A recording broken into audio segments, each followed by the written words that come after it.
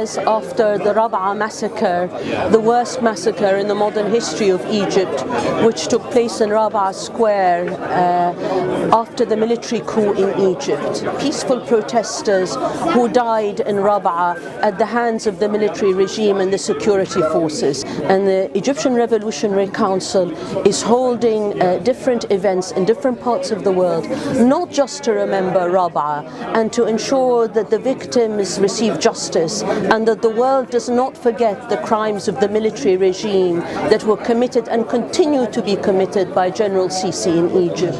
We are here to commemorate Rabaa. We have with us some distinguished guests who will tell you part of the story of Rabaa. National security forces who were responsible for protecting its people, they murdered them. 10 hours of horrifying casualties, non-ending, coming in with shots to the eye, to the chest, to the liver. These were shots meant to kill.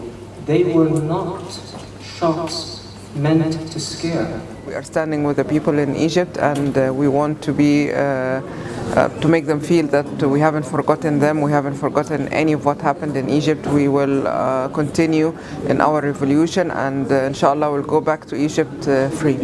There's still a lot of killing, there's a lot of prisoners in Egypt, no freedom of speech. All what we've done in our revolution on 25th of January, we lost it now. Anyone, anywhere in the world listening to this, to such rulings, will become bewildered, will not believe that it is possible for a judge within minutes of going through a list and sentencing people to their deaths in a wholesale manner.